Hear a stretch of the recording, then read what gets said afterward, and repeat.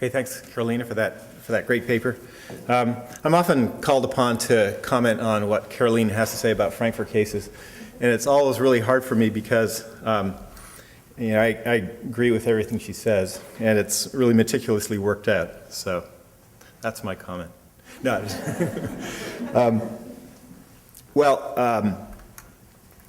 yeah, so I mean, Carolina and I don't agree on everything. I mean, she's a compatibilist about desert responsibility. I'm not a compatibilist, but I don't think that the success of Frankfurt cases has any bearing on that issue. So different. So, okay, but I have a couple of remarks to make. I'm not sure about them, but I just invite Carolina to respond. Okay, so one has to do with her solution, the 2005 solution to the problem she poses there about omissive Frankfurt cases. And the other one has to do with the new puzzle. Okay, so there's a handout floating around on this. So I begin with this thing called the setup. So we have these two cases I think are key, the active Frank case and the omissive Frank case. Okay, so one feature I want to call your attention to in the omissive Frank case is that in the kind of the target of the intervener is this decision that Frank makes. Hey, there's an actual, it's a case of omission, but Frank actually makes a decision not to jump in. So that's actually a positive act as opposed to some sort of negative act or omission. Okay, so I also agree with what Carolina says about active Frank, about what Frank's responsible for. So on her handout she says that Frank's responsible for the choice to kill, the act of killing, and death. So all these things. And part of the reason is that, the reason is that they all stand in a causal sequence. So Frank is directly or primarily responsible for the choice to kill, and the act of killing and death stand in the causal sequence that begins with the choice to kill. So the choice to kill causes the act of killing and the death. Okay, now I'm also convinced by what Carolina says about sharks. So Carolina has a book manuscript that contains an in-depth discussion of cases like sharks. So the problem with a case like sharks is that what John is directly responsible for, primarily responsible for, the choice not to save, doesn't cause the failing to save or the death in the shark's case. And I think that, so I'm convinced by her line on that. Okay, so, but what does Carolina say about omissive Frank? Okay, so omissive Frank is different from sharks in certain key ways about his responsibility there. So this is on the handout, middle of the page. I say that in 2005, Carolina argued that although omissive Frank is responsible for his decision not to save the child, a positive mental action, he's not responsible for his omission to save the child or for the child's death. Right? So Frank's responsibility for his decisions doesn't carry over to his not saving the child or to the child's death because it doesn't bear the right kind of relation to those things. For Carolina says, the child doesn't die as a result of what Frank in fact decided to do, but as a result of what he didn't decide to do, i.e. because he didn't decide to jump into the water and save him. And it's not at all clear that he is responsible for not having made the relevant decision, which is an omission or an absence. All that's reasonably clear is that he is responsible for having made certain decisions. So at this point, you can turn the page. I kind of wonder, this is under 2, whether there is another kind of Frankfurt case, which is distinct from omissive Frank, in which the agent is intuitively, directly, or primarily responsible for what he didn't decide to do. Okay, so that's going to be importantly different than the case that's Carolina's target, i.e. omissive Frank. Okay, so I don't think that, it's not psychologically, you try to make these Frankfurt cases psychologically plausible. It may well not be psychologically plausible that in the circumstances described in omissive Frank, Frank makes the decision to rescue the child without making the decision not to rescue the child. Okay? But arguably this is only because of the gravity of the decision. So here's a case in which less is at stake. Okay? So Frank is driving along a lightly traveled highway thinking about Frankfurt cases. This is kudos to Randy. Okay? He notices a motorist struggling to replace a flat tire. After momentarily being distracted by the thought that the motorist would benefit from his help, Frank resumes thinking about Frankfurt cases without ever deciding not to stop and help. He just stops thinking about the motorist's plight and resumes thinking about Frankfurt cases. The motorist continues to struggle with the flat tire. A neuroscientist is monitoring Frank's brain activity. Had Frank seriously considered deciding to stop and help, which Frank is in the circumstances able to do, we'll say, he would have intervened and caused him not to decide either way. Okay? So in this case, Frank doesn't make any positive decision. He just stops thinking about the motorist's plight and resumes thinking about Frankfurt cases. Okay? But it does seem as if Frank is responsible for not deciding to stop and help, at least to me. And also for the outcome that the motorist continues to struggle with a flat tire. Okay? So here we have maybe we have a cause, or at least we allow for absence causation, as Carolina is disposed to do, that there's a causal relation here between the not deciding to stop and help and the outcome that the motorist continues to struggle with a flat tire. Okay? So wouldn't we want to say that Frank is responsible for not having made the decision to stop and help, and that by virtue of this he's also responsible for the motorist continuing to struggle? And given that absences can be causes, wouldn't we want to say that Frank's not making the decision caused the motorist's continued struggle? So I invite Carolina to comment on that sort of case, which maybe somewhat surprisingly isn't present in the literature as far as I know. Okay, so now on the solution to the new puzzle. So for the new puzzle, we have planted sharks, in which the neuroscientist decides that monitoring John's brain is too much trouble, and so he plants the sharks in the water. And then, as it turns out, John is unaware of the shark's presence, but nonetheless he decides on his own not to attempt a rescue. Okay, so Carolina points out that in this case the child wouldn't have died had it been for the morally reproachable behavior of two evil agents who wanted the child dead and who did what they thought was necessary for the child to die. So this scenario involves a form of disjunctive causation. The child dies because the agent doesn't attempt to rescue in shark-free waters. Right? This is the fact that obtains whenever either the agent doesn't attempt the rescue or the waters aren't shark-free, or both. Okay, so we have that sort of somewhat complex disjunctive causation. Okay, so if you turn the page, you have a handout on number 3. So this is to warm up for point number 4, which is, I guess, the challenge I'd like Carolina to respond to. So in note 7 of her paper, Carolina says the following. Also imagine that instead of the neuroscientist, John himself negligently released the sharks the day before. In that case, it's clear that John is responsible for the death and for his not saving the child. Right? But it's equally clear that he is responsible by virtue of having planted the sharks, not by jumping in when the sharks are already in the water. This seems to suggest that when the neuroscientist plants the sharks and then John decides not to jump in, the neuroscientist, not John, is responsible for the child's death. So what I want to suggest is maybe it's better to say that both are responsible for the child's death. Again, it's the thought. So I have to address the point that Carolina makes in note 7 here. So I want to ask for a clarification on the verdict that John's responsible by virtue of having planted the sharks, okay, in this new case that Carolina comes up with in note 7. So here we have a case in which John releases the sharks, but the sharks don't intervene because no one jumps in. So I think that given Carolina's considered view, this would need to be a case of disjunctive causation for John to be responsible for the death of the child.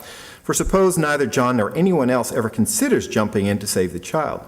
Is John then still responsible for the death by virtue of having released the sharks? It would seem that if John is responsible for the child's death by virtue of releasing the sharks, it would have to be only because there are potential child savers. Suppose John is the only person who can possibly save the child, and then he negligently releases the sharks, and then dies of a stroke before he's able to save the child. Then it doesn't seem that his releasing the sharks makes him responsible for the child's death.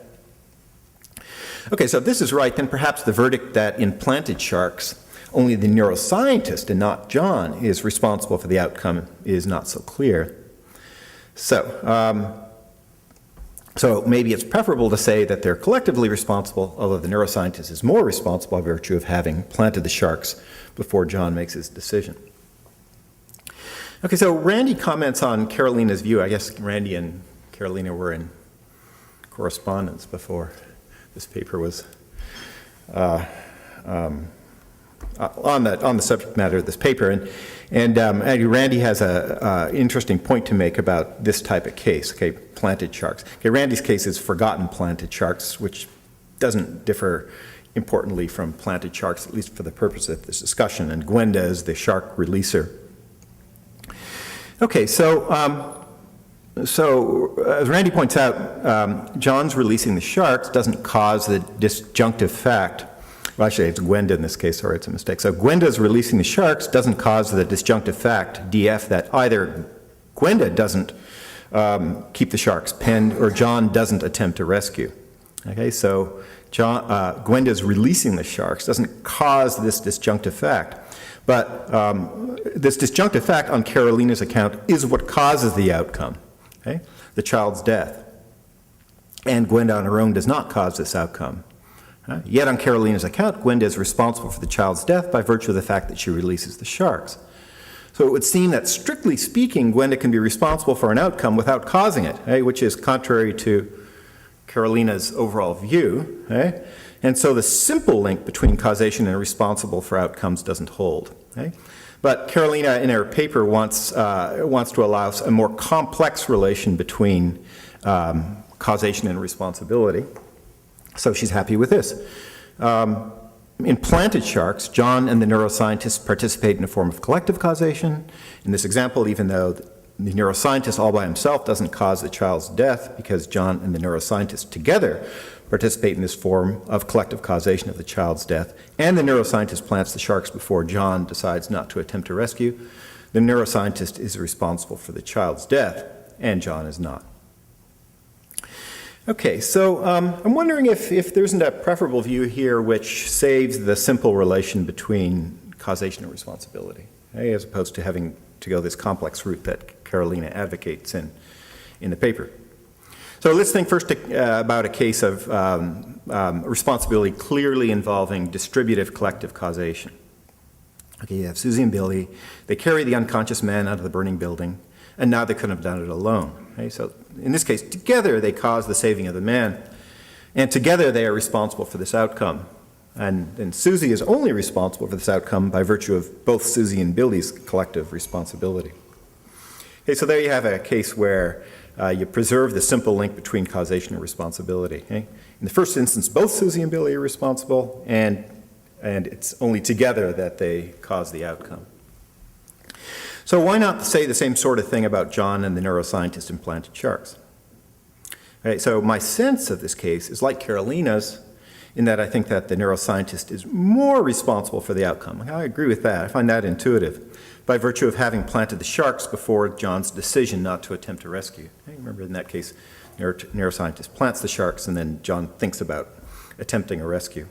But I don't have the clear intuition that only the neuroscientist is responsible for the outcome, and John is not responsible for it at all. So why not say, as in the Susie and Billy case, that John and the neuroscientist share responsibility, but that in planted sharks, the neuroscientist has more responsibility by virtue of planting the sharks before John makes his decision. In this way, we can preserve the simple link between causation and responsibility. So together, John and the neuroscientist cause the death of the child, and together they are responsible for this outcome. And then the neuroscientist is only responsible for this outcome by virtue of his and John's collective responsibility. Okay, thanks.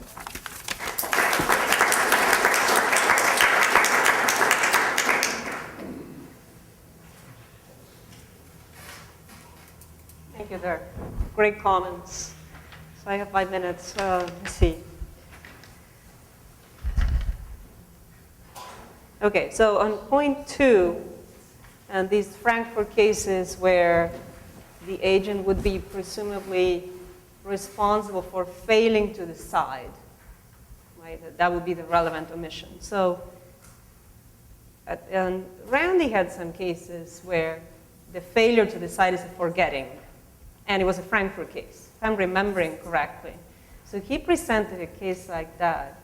I don't know if there have been other cases presented where it's a different failure to decide, like an actual forgetting or simply not being able to make up your mind. I suspect that the reason most people have not focused on these kinds of cases is that the parallel with Frankfurt-Style action cases is much, much weaker in that kind of case, and they would probably think that in the forgettings cases, for example, it's not clear that the agents are responsible for forgettings anyway. Moreover, typically, my understanding is people who say you are responsible for forgetting something, so some unwitting omission, would say that the capacity to recall is actually required. So in a Frankfurt case, you lose that. You don't have the capacity to recall if the neuroscientist wouldn't have let you remember, right?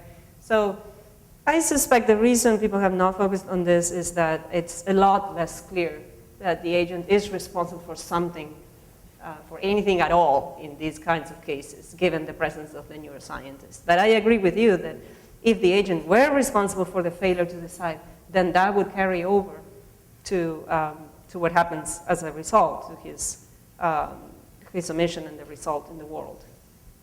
On point 3, you're right that if he dies from stroke, then he's not responsible in that kind of case. You're right about all of that. So the way I look at this is by simply thinking the existence of a potential savior is a necessary condition for the relevant type of disjunctive fact to be a cause, right? And once that's in place, we can run the story about responsibility. So it makes it possible by means of making possible the story about the causal connection. That doesn't by itself make the agent responsible, the potential savior himself responsible. I would need some reason, some motivation for thinking that. We know that lots of things that are necessary conditions for other agents' responsibility, but are not obviously, even if they're agents themselves or actions by agents, they're not responsible themselves for those things. So I would need some motivation for that. So I have a lot to say on 4. Let's see what I can do here. So in the Susie and Billy carrying the unconscious man out of the burning building together, note that that is something that they couldn't have done by themselves, alone, as you said. So that is a case of joint causation. Now, all these cases we're interested in here are different in that the contribution of each agent is by itself, without the contribution of the other agent, sufficient for what happens, for the man's death, for example. So if they are cases of causation, it would not be joint causation, but it would be what people typically call overdetermination. So they're different from the Susie and Billy carrying the man from the building types of cases in that important respect. Why don't I want to say there's individual causation so that we can preserve the simple link between causation and responsibility? There's a couple of related reasons. First reason is if you grant that there is individual causation in cases of this kind, then it would follow that there is way too much causation, particularly for absences. I think it would follow that every single absence is the cause of everything else. So here's why. Imagine that my plant dies after it's not being watered. Like my plant is dying right now. Right now, you are not raising your hand. So that's an absence. You're not raising your hand. Right now, Randy doesn't have the intention to get on a plane if you raise your hand right now and water my plant. So get a plane to Tucson and then water my plant. He doesn't have that crazy intention. You don't raise your hand. But it's still true that if you had raised your hand, and if Randy had formed the intention to get on a plane immediately once you raise your hand and water my plant, then the plant wouldn't have died, right? So then the death of the plant depends on those two absences in the same collective type of way. So if one of the absences, if all it takes for one absence to be a cause is that they participate in this collective enterprise, it would follow that you're not raising your hand right now is the cause of my plant's death. which is crazy. I mean, we know that the Queen of England's failure to water my plant is a cause of my plant's death, but at least we can understand that relation, right? So if the Queen of England had watered my plant, my plant wouldn't have died, yes. But you're not raising your hand, that seems completely unrelated to my plant dying. That we don't want that. And in particular, and this is the second reason, we don't want that if we're interested in capturing a concept of causation that bears the right kinds of connections to responsibility, which is what I'm interested in. So in addition to getting the result that there's way too much causation, perhaps causation by every absence of every event in the world, you also get the result, I think, that there's too much responsibility. So all you have to do is think about a case like sharks, where the agent seems clearly not responsible. Any case of that kind would work. But it's still true that if the sharks hadn't been there, and if he hadn't made the decision that he made, so if he had made the decision to jump in, and the sharks were not there, then he would have saved the child. So if all it takes is collective causation, there's collective causation by the sharks and the agent's failure to decide, right? So then if he is a cause, in the shark's case, an individual cause, then why isn't he responsible? Right? I mean, he thought he could have saved the child. He was acting irresponsibly by not jumping in. He didn't jump in, and that caused the death. Then he should be responsible. But he clearly doesn't seem to be. So I'll stop there. I can go on and on. So we have about 20 minutes for questions, and we'll begin with number 28. Well, thank you. I agree. Hold on for a minute. Hold on. Oh, sorry. Horacio, if you could introduce yourself too, just say who you are. Yes, of course. My name is Horacio Spector.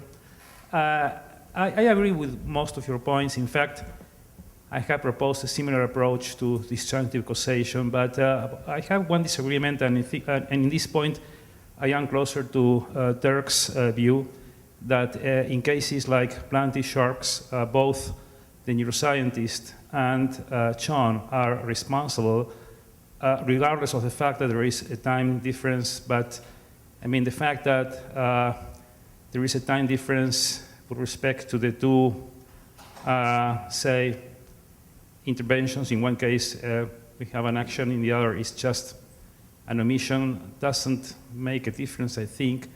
But you seem to rely on time as a reason for drawing a moral distinction, and I would like to know more about that. I mean, the fact that, I mean, I tend to see a symmetry between the two truth makers. And now, if you think that there is a difference, a moral distinction grounded on the time difference, then why is that time difference inert in active Frank? In active Frank, there is also a time difference, and in a sense, Frank's action or decision, in a sense, comes too late because hadn't he intervened, the result would have occurred just the same by the intervention of the neuroscientist, and we can assume, I think there is an underlying assumption in active Frank that the neuroscientists have already formed the intention to intervene before Frank acted. So, I mean, it's only because we have an action in the case of active Frank and an omission in the case of omissive Frank. But then, I mean, are we relying on the distinction between acts and omissions? And if that is a distinction, then perhaps that also makes the work in the case of planting sharks, because in planting sharks we have an action which is the planting of the sharks and an omission. So perhaps that intuition is also working there, driving your intuitions with respect to planting sharks. So, okay, I know. Okay, yeah, good. It's a set of interconnected questions. Sure. So this is why I think the metaphysics does really matter in these cases. What's behind the difference is simply the causal history. right? And then there's the story in terms of truth-making and responsibility. But the difference between a Frankfurt-Style action case and a case like Omission Frank or the Thirsty Traveler and all of those cases is that in the original Frankfurt-Style action case, there's straightforward individual causation going on, whereas there isn't any such thing in the Thirsty Traveler and Omission Frank cases. So that's really what's behind the story. So if you don't buy that, of course, you're not going to see how that can matter, right? But say that you do buy that and you say, you know, in the original Frankfurt-Style action case, there's causation by the agent's reasons, so the agent's reasons result in his decision, and the decision results in the death of the child, right? And then your scientist is not part of that causal chain, right? So that's what's behind the intuition that the agent is responsible and the neuroscientist is not. But if I'm right and no such thing is true of the other cases, there's a disjunctive fact doing the work and there are no individual causes. And it's also true that both of the contributions are truth makers, and it's also true that one of them makes it true before the other. Then I think, I'm not completely convinced about this, but I think there is a good reason to think there's an asymmetry. Now, of course, we can think about other cases where they act at exactly the same time, and in those cases I would say they're both responsible. Right? But it's tricky, because what is the relevant time is the question, right? Is it the time when the agent forms the intention? Is it the time when the agent starts thinking about it? Is it the time the agent does it? Is it the time when the agent runs out of time? If he wanted to undo it, then he wouldn't be able to undo it, right? I presumably it would be something more like that, right? The last time at which the agent could have made a difference, or, you know, it's hard to, yeah. Yeah, in bank insurance, I don't think that the fact that John could have made his decision, his intention, because for his intention before the planting of the sharks, or at the same time the sharks, who have made a more difference. In my view, I agree with Derk, both are responsible. I have different vision. That's okay. I mean, like I said, I'm not completely wedded to my proposal, but I do think there is this important difference in truth-making. To the extent that there is, I think that's a good reason. Perhaps the reasons not to go that route, too. Okay, number 36. I thought I'd bring up to 36, but I put it right in front of me. So, those of us who belong to the small, heterodox, and much maligned fraternity of people who don't think that results matter to what goes on the moral ledger, we sort of feel, I guess, sort of a combination of pity or maybe schadenfreude, watching the struggle over sort of what counts as these symmetrical overdetermination cases. Just on the matter of intuitions, I just report. So your Thirsty Traveler case, the variant I give to my students involves two psychopathic people. One is the mechanic at the Hertz rent-a-car who decides to tamper with the brakes so they won't work when the next driver drives out. And then you drive out out of the Hertz place, a very narrow ramp where you can't you can't move the car in any direction. All you can do is hit the brakes. And the driver who gets in the car is also a psychopath, not knowing what the first psychopath did. And as a pedestrian crosses the walk in front of the ramp, decides not to put on the brakes. And in this kind of case, my students don't have the intuition that the first actor is the one who's sort of, you should morally charge with the result. They, for the most part, if they take a position at all, they get quite tied up in knots about this, but it's usually the second actor that That's interesting. they give the responsibility to. And then the variant on the thirsty traveler, the actual, you know, death by thirst, in the one that was taught to me and that I use in class, the first murderer or would-be murderer fills the canteen with poison, and then the second one pours out the poison, not knowing what the first has done, thinking it's water, fills it with sand. The prospector, the victim, dies of thirst, dies at a later point in time and from a different method than it would have died had just left it. Yeah, so Poison. Matt and I were just talking about that variant and how it muddles intuitions because it is apparently a different event of the person dying. Yeah. If it happens at a later time and in this very different manner. right? It does seem odd, though, to, you know, in a sense, the case for the first actor seems stronger there in the sense that the second actor actually prolonged the life by pouring out the poison. The death by thirst was later than No, it would have the been by the first actor is the poisoner. Right, that's right. And so, so the first, if nothing had happened after the first actor, the person would have died sooner.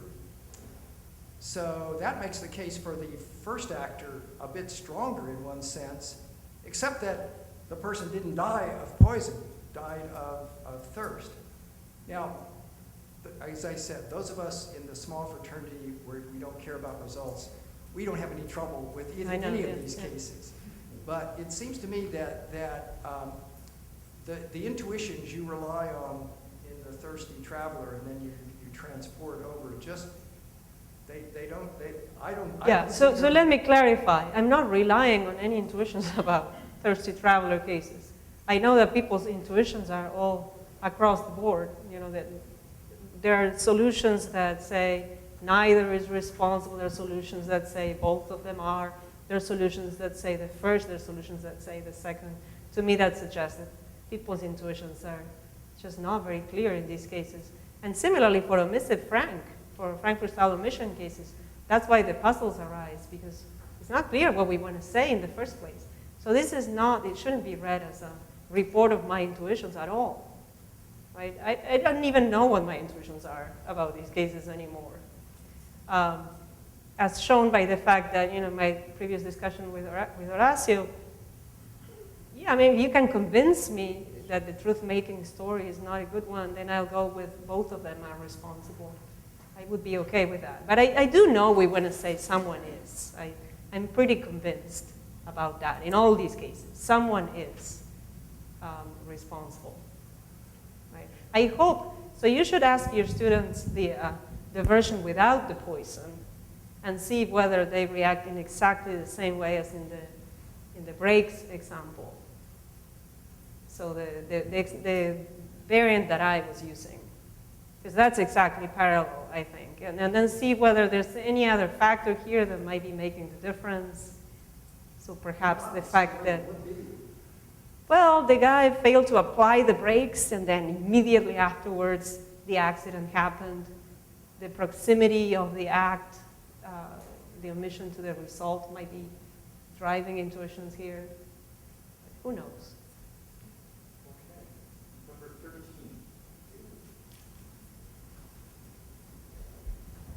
Caroline, I know you join me in pitting people like Larry who can't enjoy the full commitment to this discussion. What's the fun in this? I know. I mean, you and I and others have a great time doing this stuff. They only get to watch. So let's those of us who take it seriously engage. It seems to me you're not being forthright with this audience about all the distinctions. You poo-pooed the Michael Moore solution of nobody's responsible. I don't have time to go over. You know. In the omission. Now, I'm not going to defend my view. I only want you to reveal in full and arbitrary detail your view. So you've got just a partial grid out there. there are, I think, 3 variables on which you'd have a more complete grid, and the variables are this. In planted sharks, you give it an act-omission pair. The earlier is the action of planting, later on is the omission to jump. 4 possibilities, of course. You could have an omission act, you could have an omission act. The typical overdetermination cases are act, and we deal with causal words. But for your other writings, we know you've dealt with omission cases. So the neuroscientist is moonlighting as a marine biologist. And he's in charge of getting sharks out of these dangerous areas, but he omits to do so. So he omits to remove the shark, and John omits to jump in. On your stated views, they're now both responsible, not just the earlier neuroscientist, right? Why? Right. No, why? I didn't say right. Well, it's your view, my friend. It's the omissive overdetermination No, of the symmetrical kind. Isn't that what you defend? But one of them happened before the other, you said. Well, just a second. Omissions are not as easily dated as actions. That's another problem that comes up, which is... Well, let's say that there comes the point when the agent couldn't have done what he should have done, right? And then after that, the other agent fails to jump in. So there's a limit, in time to how long it could have taken him to do this, and then after that, it's over. It's his last chance. So that's the kind of case you would have to imagine for them to be completely asymmetrical. But I do want to say, yes, that when they're both omissions, there can still be room for that kind of asymmetry. Sure, if we make it fully symmetrical, they each could jump in and save, and neither does. Your stated view is they're both responsible for the death. Right. Right? So if we do true omission pairs, we get not just one, but both. But then yet again, if you go to another... No. But again, the omission case that you just described, just failing to jump in, and there were no sharks? There were no sharks. They each failed to rescue. That's different, right? Of course. But the full grid is this. You want not just act omission pairs when you're doing omissive overdetermination cases. Sure. You want true omission pairs. And planted sharks is not that example. Oh, I see. No, sorry. Something I should have said before is there's a reason why the parallel works with cases like the Catcher on the Wall and the Thirsty Traveler, and it's that those cases do involve absences. It's just that they involve absences somewhere in the chain. Sure, those are double prevention cases. I was only doing pure omission But cases. the parallel only exists because of that, right? Presumably. Well, Right? It's because they involve absences that they're all similar. Sure, exactly. But for double prevention cases, the absences are causal intermediaries rather than the putative causes. So leave those out. All we're doing is just simple cases, 2 omissions. Gideon and I could each save you. We both have a duty to do so. Neither of us jump in and you drown. We're both, I think, on your views responsible. No, but that case is very different because it's not the case that your presence or what you did renders his behavior causally inefficacious. He still is a cause of my dying because he could have saved me, right? It's a completely different case. So if both of you can save me. You're right. I'm sorry. I forgot to say you're really very heavy, and it takes 2 of us. We each omit, right? Right. We each omit. The omission of either of us is sufficient. And you drown. Good. Your Yes. stated view is we're both responsible. Yeah, if it's completely symmetrical the way Sure. it happens, then No temporal ordering, so we don't have a preemption, we have a concurrent overdetermination case, right? But now if Gideon turns out to be something natural rather than a human agent, you'll flip-flop back again and say that I'm not responsible. So I should have warned you there's a danger that you shouldn't have jumped. And there's no water into which you're going to jump, a natural condition. Now my omission is not responsible for your death because the absence is something for which he's not responsible, God is, right? yeah, like the sharks case. So now Not notice what the the shark variables said. that are making the difference. Are they true omission cases? Is there a temporal ordering that's possible? And is the absence a natural origin or a human origin absence, an omission? And your stated view actually weaves its way, it has answers to all of them. It's not incomplete. So But you're if you trying see to the make com- me explain what my full view about all of this is? Yes, that's my view, basically. That is your view. Yes. In which event, there's some funny distinctions, don't some of us think. It's interesting. I mean, it's interesting why the agent wouldn't be responsible in the sharks case.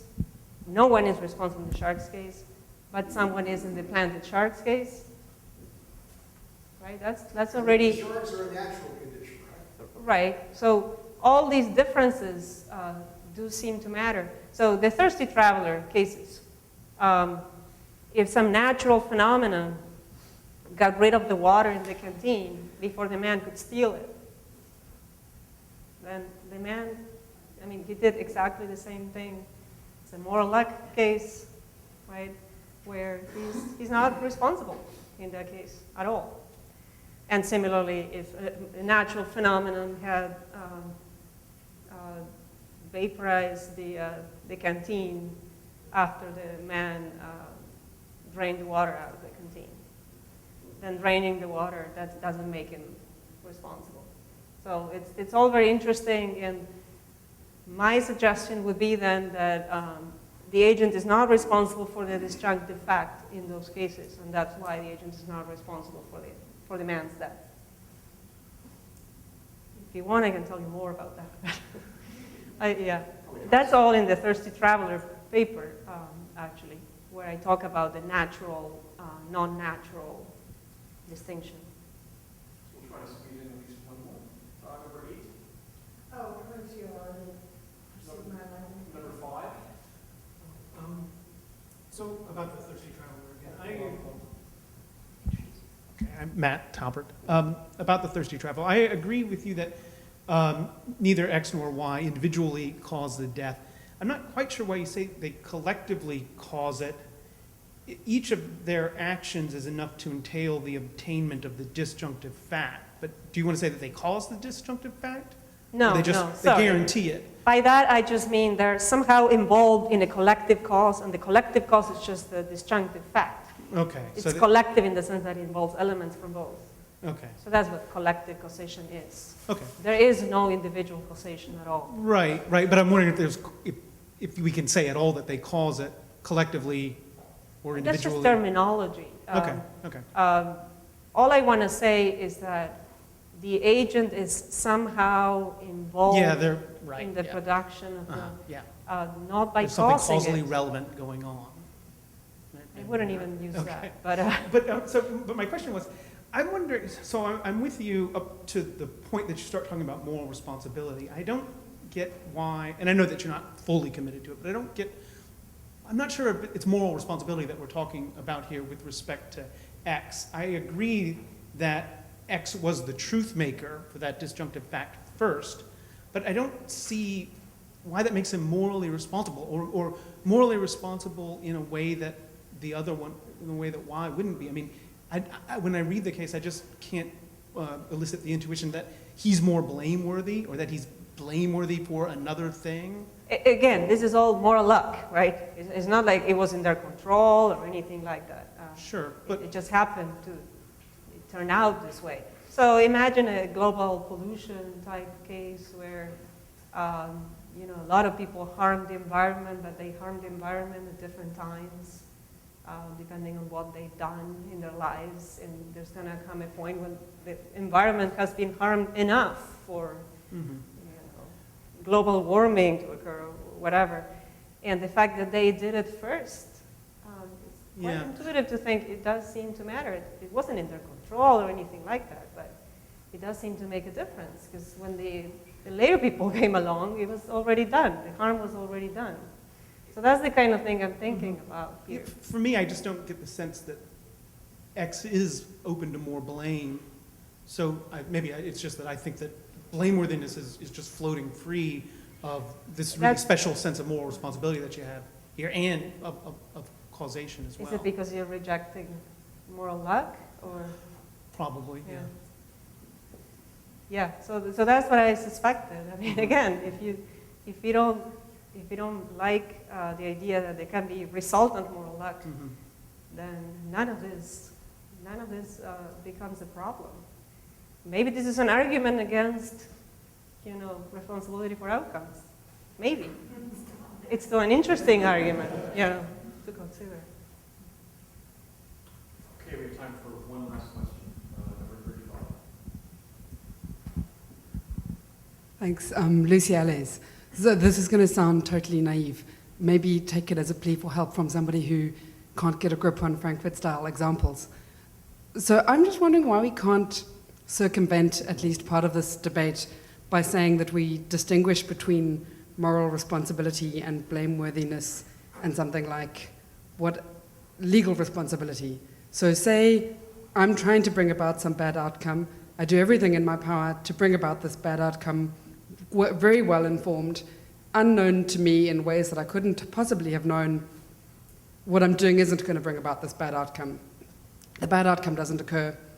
I'm as morally blameworthy as if it had occurred, but I can't be, held to account or legally held responsible for something that didn't happen, but I can still be blamed. And the omissions cases to me just look like that. So some other agent has set it up so that no matter what I do, some bad outcome is going to occur. I don't know that. I've got no way of knowing that. And I believe that I really can prevent this bad outcome. I decide not to. In this way, completely unknown to me, the bad outcome happens anyway, or would have happened whether I intervened or not. So it looks to me like I'm as morally blameworthy in that situation as had this other agent not set it up in this way, but I can't be held legally responsible. Yeah, I mean, again, of course, if that's your view of moral responsibility, these particular puzzles don't arise, and that's why I thought that Derk's point about trying to think of a Frankfurt-Style case where what's at issue is not the decision not to do something and the omission that results from that in particular, but simply the omission to decide. So whether there's something at the level of choices and the absence of choices themselves, right, that gives rise to a similar asymmetry, or whether the symmetry claim can be defended more clearly for those cases. So for those of you who don't like moral responsibility for things outside of our minds, that would be the question to ask. Well, I think there's still an interesting question to ask about whether we think that the agent is responsible in those Frankfurt cases or not. I mean, I'm taking it that what's outside our minds is usually relevant and often relevant, and that's usually how actions work, but that what's in our minds is also relevant, and that what an agent couldn't not have known when he's trying to do something really bad doesn't get him off the moral hook, even if it turns out, because of complicated things that somebody set up in a way that couldn't have been known. Right, but in some of the cases we've discussed, the agent has reason to believe that something will happen, like in the Thirsty Traveler case, and it did happen in that way, right? So it seems like all the conditions are in place for responsibility for outcomes, if there is the relevant kind of causal connection between the agent and the outcome. Those are the interesting cases to think about, where things do happen in the way that the agent could foresee that they were going to happen.